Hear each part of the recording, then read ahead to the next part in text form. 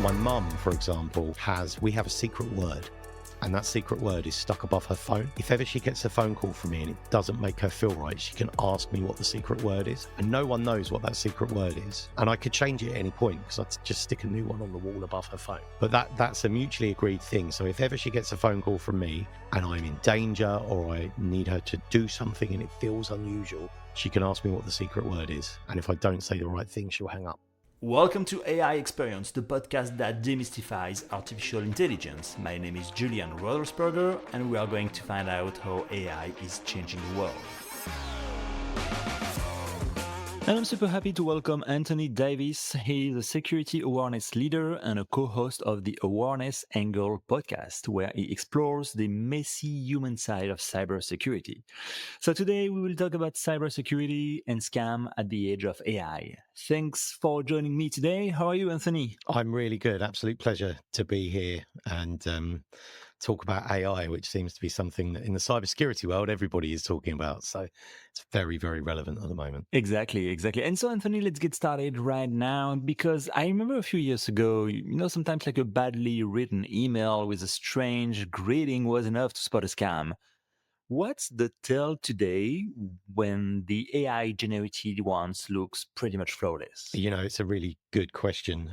My primary job for the last 10 years has been educating people on how to spot scams. Mm-hmm. And AI, like pretty much overnight a couple of years ago, all the advice that we'd been telling people for the previous 8 years of my career changed because AI literally changed the playing field, and all of a sudden spelling mistakes and poor grammar and it went out the window because anybody could write a really good email in pretty much any language thanks to AI. So now the messaging is, some would probably say it was more fluffy, but now it's much more about emotions and about the way it makes you feel. And I'm telling people that if an email makes you feel panic or surprise or shock, then just pause and think about it, because that's now there quite often there aren't the visual tells now that there once was. So it's much more an emotional tell. How does it make you feel? Does this email make you feel an emotion? In which case, pause, because that's not always normal.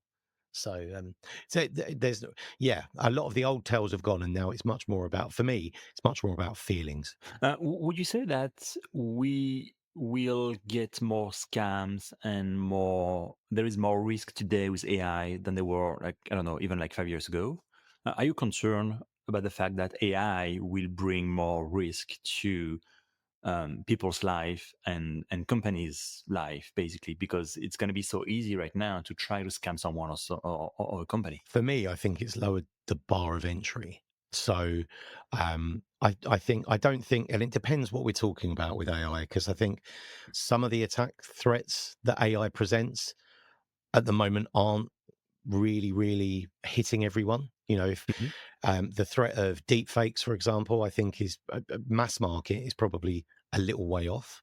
But for a targeted target, if for a high profile person or someone that's specifically targeted, that's still a risk. But for normal everyday folk, I think the threat landscape has changed. And I think now it's easier for people to access these tools and be convincing. But that doesn't mean that the old ways don't work anymore, because if you look in your mailbox, if you look in your spam folder, if you use Gmail, if you use Outlook, they're probably in your main folder. But in my Gmail spam box, there's still lots of traditional phishing emails, for example, and they obviously still work. And I say this with many people, they wouldn't send them if people weren't falling for them. These scams, they work. You receive them, and some of you might think, "Oh, that's so obvious," but vulnerable people still fall for these. Otherwise, they wouldn't send them. So Yeah, it's definitely made. I think we've seen more and more quality coming through now. Okay. So you've seen AI in phishing involved firsthand. So if you were a cyber criminal, what would be your go-to AI I trick? think one thing I would do is write me an email that sounds like you probably have to engineer the prompt because it would they have protections. If you ask it to write you a phishing email, it will go, "I'm not allowed to do that." But there's way to for educational reasons. There's way to like get around that. But it can write an email in the style of someone or a brand, so you could make it sound very much like that brand, and it could, if it, you could learn from other brands, you could give it source material and it writes stuff in that style. So it's that's made it really really easy to imitate brands or people as well. What are the different threats in terms of cybersecurity today? So we talked about phishing. Of course, there are many more. Could you give us a quick list of the main threats that companies and people could face today? I think the big ones for us are it's the speed that things are available. Um, it's the speed that so the initial ones that everyone will be aware of is phishing via email. There would be phishing via voice. So voice phishing Hmm. is something that's really prevalent now, and that's really easy to do. We've done it in a simulation before where I used to work, so it's really really easy. Shockingly well, depending on your voice. It doesn't do me so well, but depending on the voice. Um, So you try to replicate your own so voice? where I worked, we replicated my CEO, and we had 3 minutes of 8-year-old video from YouTube that had wind noise and lots of ambience in the background, and we put that into a commercially available tool, Hmm. and we have created a voice clone of our CEO, which then we were able to type a script, give it to it, and it was convincing. We used that in some educational material where I used to work to raise the awareness of how easy it is to do. We made a video that simulated me getting a WhatsApp, and it said, me getting an email, sorry, saying, I'm at an important meeting. Can you WhatsApp me? Here's my number. So I WhatsApp back, and then a voice note comes through on WhatsApp that's his voice, sounds just like him. When we tried to voice clone me, it made me sound Australian. And I don't know whether it's my accent or the tone of my voice, but it didn't do me so well. And the person who we did voice clone has a much more traditional, well-spoken English voice. So, but this was 12 months ago, and these tools have only gotten better since then. So, that's the other thing as well. What isn't possible today is probably possible tomorrow, and is probably going to be completely improved upon in 6 months, 12 months, 18 months. We've seen how far these tools have come along in a very short space of time. So yeah, it's shocking. So yeah, we have voice phishing, deep fakes, which we've mentioned, and that's already been used in targeted attacks in South Korea. Probably about 12 to 18 months ago, someone thought they were on a video call with their CFO and transferred millions of pounds, but it wasn't their CFO; it was a deep fake. And we've seen live; they're available on online. You can get these, and we've seen them for simulation purposes where live deep fakes is now possible. Um, there was one recently we saw where um, someone was being interviewed, and when they held something up to their face, it covered half their face and it broke the illusion. And you could see that their face changed. Then when they moved it away, it went back, and the interview was immediately terminated. So these things are being used for interview is a really interesting one because we're having even a security company like KnowBe4, who are one of the biggest security training companies in the world. They recruited someone who wasn't who they said they were, and it was actually a nation state actor, I believe, trying to get into the company to get the access and the tools and the knowledge from inside that company. So Hmm. the AI, and that's just the visual ones. That's just the ishings. If we look beyond that and we look at how else AI is affecting cybersecurity, um, asking AI to create a website for you is now so much easier. Vibe coding has lowered the bar of entry to create realistic sites. So it's so easy now to create websites and that look like a Google or look like a well-known brand. A Facebook login page could be created in minutes now with very little skill. And that means that the whole phishing network is now really easy. Every step of the way is now really easy to create. That's interesting because AI is a wonderful tool, but it can be used both sides. It could be used from the attacker side, but it could also be used from the defender side. Um, what can the defenders do to use AI to avoid being, the victim of a scam or an attack? Like, how could AI help us on a day-to-day basis? So as far as defense is concerned, AI is incredibly valuable. And it should be embraced by anyone. Anyone that doesn't, my feeling is that anyone that works in cyber that isn't using AI will get left behind. Um, I don't think it's going to take our jobs, as some people would say. I think those of us that use it will be the ones that are successful. So it definitely makes my life easier. So one of the biggest tools in my side of cybersecurity is storytelling. And one thing that these tools are very good at is storytelling. We've also, we can give it a very simple prompt and it can be used to bounce ideas off. You can conversate with it, and it's great for debugging thoughts and working out where I want to go. And it can add flesh to a very the end product often needs my own voice putting on it. It does very well. It's only gotten better, but you can give it a very simple idea. It can flesh it out, and then rather than looking at a blank page, you've got the foundations of what is a good story. So you can make engaging content. Video is another one. I know vendors now that are using AI to create engaging videos to educate people. If we look at the more technical side, chuck it some logs and it can analyze it for you quite well. You need to check the accuracy because I've been caught a number of times on it giving me inaccurate results. So you need to confirm. I mean, the biggest advice with AI now is verify, verify, verify. If you're a consumer of tools, if you're using AI, you have to verify everything now. A phishing email you get, verify it's real because it could be AI. If you're inputting data into ChatGPT and it spits something out, you need to verify its accuracy. You can't just trust it because quite often it's wrong. I experienced that just this morning. So it's it really, really does benefit in many ways and gives us more time. I spoke to someone at a conference last week who was a team of one doing security awareness, and she said she's actually a team of three. And I was like, oh, what do the others on your team do? She was like, well, on my team, I have Copilot and ChatGPT. I was like, okay, sis, that's, she uses them heavily and they help her be more productive. How do I know that I am currently talking to the real Anthony Davis? I don't know. I mean, I assure you, I'm real.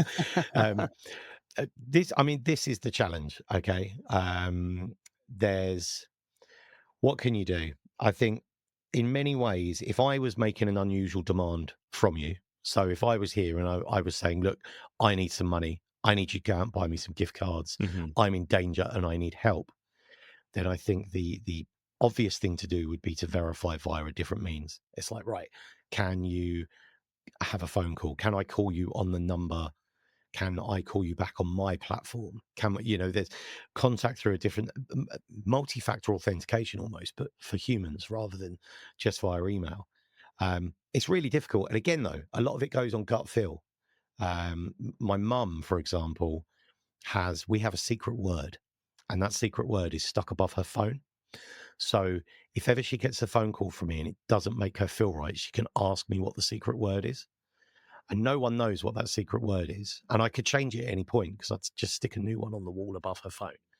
But that's a mutually agreed thing. So if ever she gets a phone call from me and I'm in danger or I need her to do something and it feels unusual, she can ask me what the secret word is. And if I don't say the right thing, she'll hang up. That's interesting, and it's a very low maintenance, low tech way of protecting your parents or your family. Yeah. Yeah. Sometimes it's almost like with all this tech, we have to go back to analog. Mhm. To like analog is the security that we have because the tech all of a sudden can't be trusted. So we have to go back to the analog ways. Yeah, no, it's interesting because some say the real problem is on the tech. It's the human psychology. Are we still wired to trust too easily? no matter how much awareness training we get. Yeah, and it's really interesting. Recent studies show that Gen Z are as vulnerable as the elderly now when it comes to cyber scams and cybercrime. And so you think these young Gen Z, the younger generations, I say that makes me sound so old, but the younger generations now that have grown up immersed in this tech, they've Mhm. been, they've had Facebook, Instagram, Snapchat accounts since, they were quite young. So they're digital natives, yet they're incredibly vulnerable. And it is almost, I'm torn with this, whether or not it's just naivety and trust, like they just trust everything, trust everyone, because why not? Or whether it's not because they don't realize the consequences of what they've got to lose. This generation doesn't typically have mortgages, mouths to feed, children. They don't have a huge amount of financial responsibility. So they haven't got so much care about protecting their world. But the damage that can be done online, reputationally and everything to them, it has the absolute worst of consequences in some cases. It's terrifying. Are you worried about AI making fake content or pushing fake content online? So it could be, trustworthy, specifically by Gen Z, but other generation as well. Uh, We see that all the time. So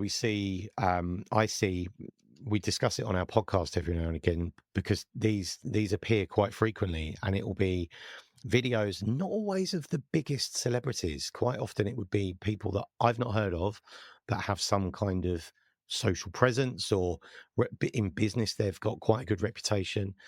And they might be, it's quite often crypto, or it could be some kind of medical scam, like some kind of new medical product. And there's one Instagram influencer who's a doctor, and there was a deep fake created of him where they'd taken a normal pod. It'd be just like this. It would be like someone taking a podcast recording, typically video, and then they would uh, use AI to change what the person is saying to promote a product that that person normally wouldn't promote. This doctor, he actually followed this up by going to law firms to find out, what he can do about it. And he spoke to two or three different law firms, and they couldn't work out what law it was that was broken, what kind of charges could be raised. And in the end, he was like, it's going to cost me so much money to potentially stop this. The problem he had, and we see this time and time again, is you report these videos to Instagram or Facebook or TikTok, and very, very often they don't get taken down. They just stay there and continue to stay there, or just appear via another account. And we see the same videos again and again and again, and they persist no matter how many times you report them. So I think I think this one area where I think AI isn't being used as well as it could is in the defenses by these companies that are so busy trying to push new groundbreaking products that are going to generate interest and money and traffic for them that they're not actually using them in the right way to protect their platforms and defend protect us. I just don't think they do enough. yeah, because like the big tech companies you just mentioned, like they love to talk about user safety, but you think they are actually not doing enough to protect people from these new AI powered threats? It's all PR. I think there are multiple ways that AI could be used to offer better defenses Hmm. for us. So, phishing emails, for example, people still get phishing emails from Amazon appearing in their inboxes. Now, a recent one I saw, the email was very blank, but the attachment was a invoice from Amazon telling me that I'd placed an order and call this number to get a refund.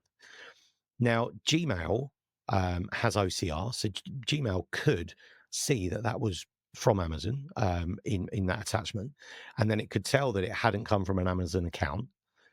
So it would, and it was an account that I'd never received a communication from before. So there's a scoring it could do on something like that to go, okay, and this probably isn't even AI. This is probably machine learning. This is probably just a set of rules that it ticks. But when we look at other tools like video, it could. Are you telling me that face recognition couldn't recognize that this video is very similar to this person who's verified or has been around for a long time and has multiple videos with this person's face on? And then a brand new account is created posting a video, and there's reports of it being malicious or fake.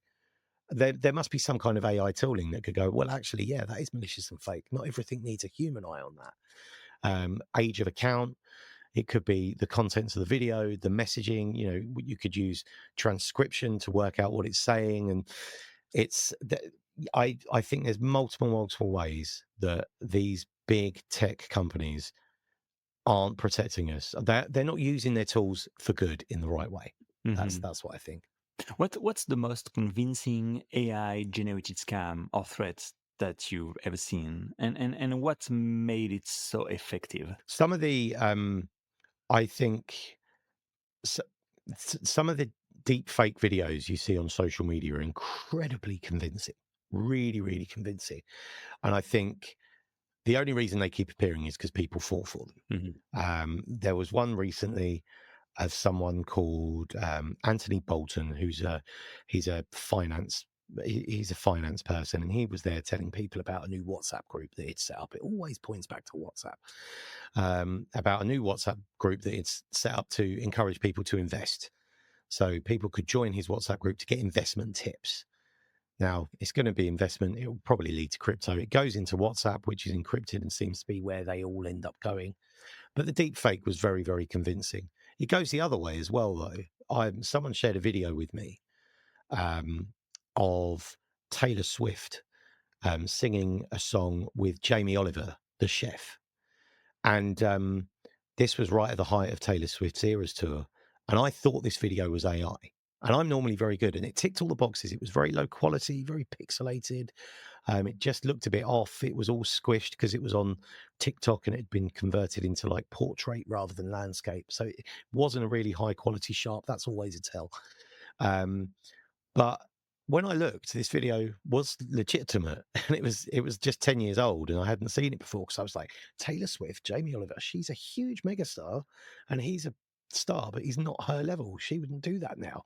But because it was old, she wasn't as famous then. So it's there. I thought it was AI, but actually it wasn't AI. But again, looking at that, there wasn't any ask, there wasn't any call to action. It wasn't trying to get me to do anything. Um, Interestingly, what I've seen now with the latest generation of tools, and this will lead on to misinformation, which is also a big concern, is the trait now of having fake news videos where you have a reporter holding a microphone interviewing people, and typically something funny happens in the background, and some of these funny ones are very realistic, but you'll see something and it's like, oh, that's got to be AI. And sometimes you can tell, but not everyone can tell. It's really tricky going forward. Where I'm worried about where this will go. AI video creation is the big concern for me, I think. When I listen to you, and I think there's a couple of industry, I mean, couple of warning that the listeners should be more focused on. Like, first one would be the industry. If it's like crypto, financial services, medical equipment, drugs, medication, etc., that should be a big warning. Like, you got to be extra careful when you talk about these specific industries. Then there is the fact that we move the conversation to a third-party platform, like from social media or email to WhatsApp or Telegram. It sounds like that should be a warning too, right? Yeah, I think that's quite often the case. I think the moving off to a third party platform is something that you see across many different threats. Not even AI related one. Recently, I went to a talk about romance scams, what used to be known as pig butchering, but they've rebranded the threat to romance scams because they're a little bit friendlier than pig butchering. But these romance scams are typically, they're not AI based, but they move the conversation from where they start, which would be Facebook or LinkedIn, and they would move it to WhatsApp because it's much more intimate, and then you can message at all times, and the messaging tends to be more in your pocket than on a platform like that. And I think also less regulated because it's all encrypted. So you will see nearly all of these platforms nearly all of these AI scams try to put you off onto a third party chat platform. typically WhatsApp. Do you see new trends coming in the era of cybersecurity? I'm just going to give you an example. For the past 6 months, I've been receiving, I would say, about once a week job offer that comes from usually other countries. It's like full-time remote job, very high-paid job, and it doesn't require anything. I know it's a big scam. I know we can see a lot of them right now. And I'm just wondering if it's just a new trend and if you saw some new trends coming for the past years from like romance to job hunter to maybe something new. The job scams, I quite regularly, at least once a week, receive a text message claiming to be from TikTok HR or from Indeed, offering, "Oh, we've come across your resume online, and you're a perfect match for an opportunity we've got." See that so often, and we talked about one a few weeks ago that claimed to be. I think it was spelt wrong. I think it was meant to be Tribe HR, but it was spelt Turby, um, and yeah, it sounds too good to be true. My understanding on those is that they give you a little bit of money. They hook you in and they give you a small amount of money, but then they ask you to pay some more to earn some more. So they're kind of drip feeding. The problem is with this is that I think behind all of this, again, it may not look like AI, but behind the scenes, empowering it all and enabling it all to happen, there's probably it's AI has probably lowered the bar of entry for this, and a lot of these will be at an industrial scale. It's typical to think that there's a 16-year-old wearing a hood in a dark bedroom, at a computer at night time with lots of neon light behind it. But quite often, I think now what we're seeing is that these are actually nation state or run at a very large commercial scale in countries where law enforcement doesn't really care. Um, so you might think that this is someone English or someone American or TikTok HR, but actually it's probably someone thousands of miles away in a very different country in a what looks like a normal office job, normal office environment. Um, it's quite scary, the scale of it in some ways. We just don't realize that. I actually had one a few years ago where um, I received an email and called the number, being a security professional, and spoke to someone, and that was a human because it was 3 4 years ago, and they were trying to do a password reset on my PayPal account. Now, I probably wouldn't even be talking to a human. It would probably be AI, and it's conversational. Simulations are out there; you can use them for training.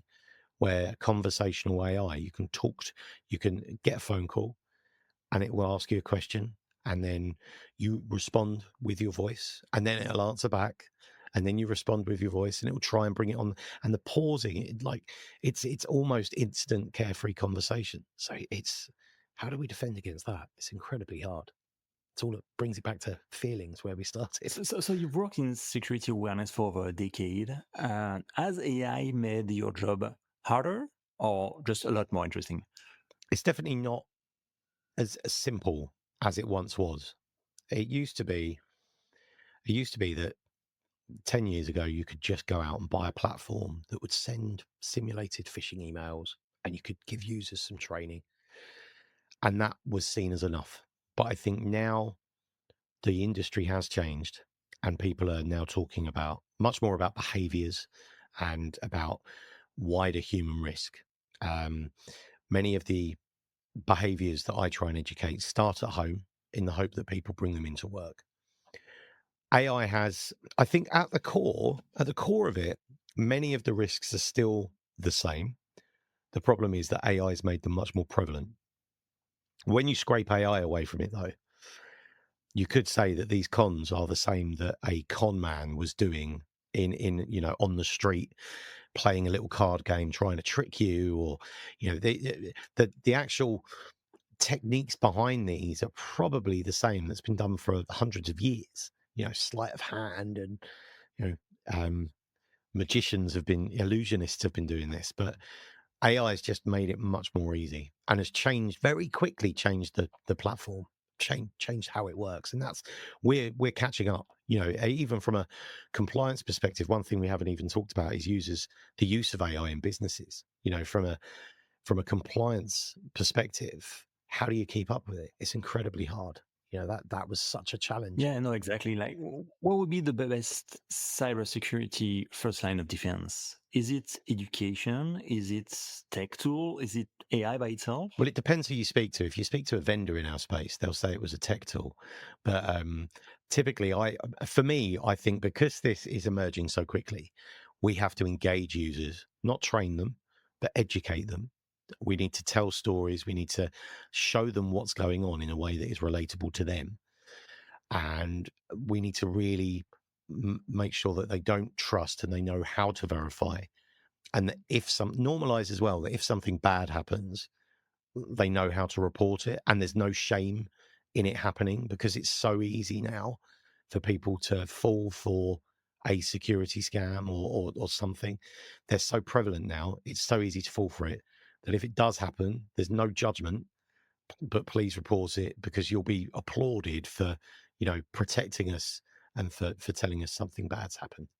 But Okay. the tooling out there, there's different tools I think have deployed it in different ways, but I still think we're dealing with such a new and evolving space that I don't think currently the tools I haven't seen, and I speak to a lot of vendors. I've seen a lot of tools.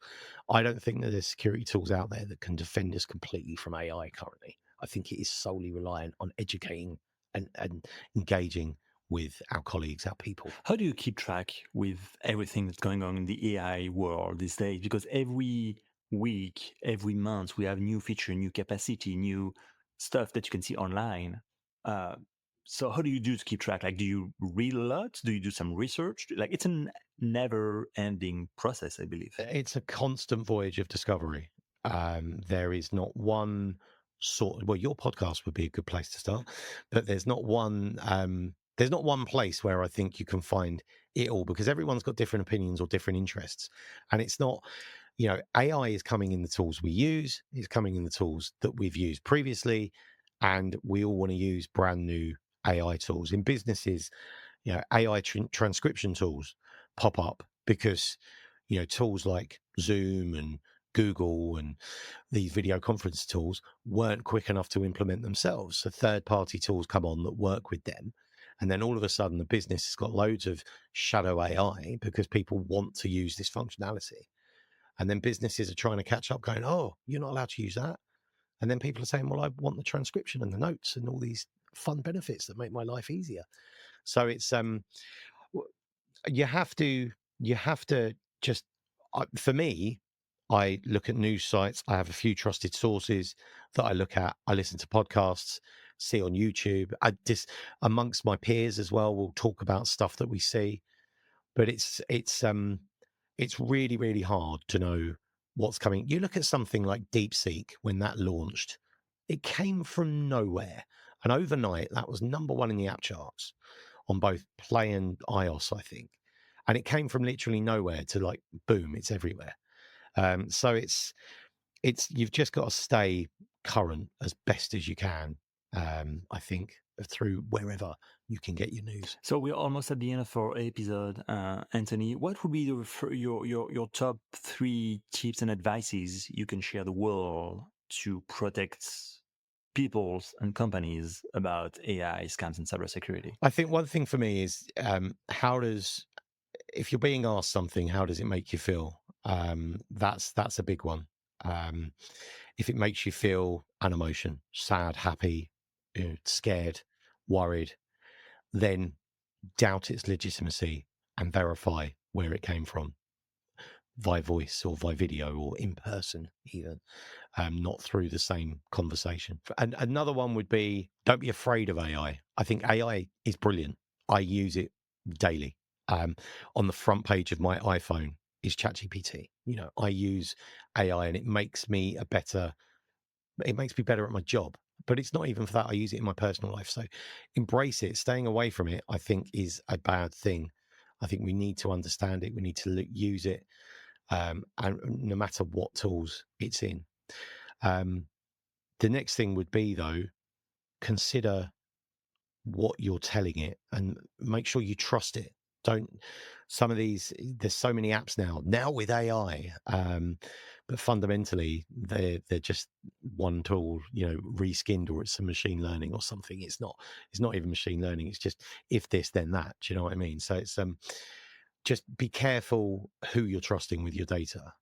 Think about where it's going, and if you really should be telling all your secrets to this AI tool or not. I think that would be Okay. a big one for Well, me. thank you so much, Anthony. So at the end of each episode, the guest answers a question posed by the previous guest. After that, you'll have the opportunity to ask a question for the next guest. Are you ready? Yes. All right, so here's your question, courtesy of Jack McKee, who is a community strategist and experience designer. We can listen to his question right now. Emotion is a first class metric, right? We have to pay more attention to the idea of emotion being as important as success rates, completion rates, quantity rates. So I'm curious for the next guest, how does emotion get measured, and how do we think about emotion being a first class metric? It's such a wonderful question, and one that's so relevant to my world as well. Um, it's a really interesting one, and that's something I'm gonna take away and perhaps do some digging on. Um, Emotion is such a key part. How could you measure it? How do we measure metrics at the moment in our space? Typically, you'd run a culture study or a culture survey. I think in point, you know what would be really good if in you get an email and there's a little option that says traffic lights. How does this make you feel? Smiley face, sad face, middling face, and maybe it does it based on a scoring. So this email isn't from a known sender. It's asking you something, which AI can say. Email could AI could read the body of the email and go, this is making a request to do this. And then based on that scoring, it goes, how does this make you feel? And if it's making you feel one way or the other, then it could go, based on how you're feeling and the contents of this email, we urge you to take caution because this could be malicious. I think that would be brilliant. There's probably better ways to measure emotion. Oh, that's such a great question. Yeah, I'm gonna find out some more on that. Thank you. Good job, Jack. Nice one. So now, Anthony, what question would you like to pose to the next guest? I'm thinking it's nowhere near as inspiring as his, so that's a shame. How will AI change what it means to be human? And yeah, how I think with AI becoming more and more a part of our life, you read now that our vocabulary is changing because of the output of AI. AI has unique words that it uses. Because it's built in it that there's certain phrases of speech that it prefers, and it's been reported that there's now an increase of that in English language because AI is generating it. So, for example, what other ways do you think AI will change what it means to be human? Okay, great question. Well, thank you so much, Anthony. It's been an absolute pleasure speaking with you today. Thank you for joining me. Thank you for having me. It's been great. And that wraps up another episode of AI Experience. Thank you for tuning in, and we'll see you next time. Hey, thanks for listening. If you enjoyed the show, don't forget to subscribe on your podcast platform. Your support counts, and your comments can really help share this experience with others. You can also visit the website ai-experience.io to find out more. See you soon for a new episode.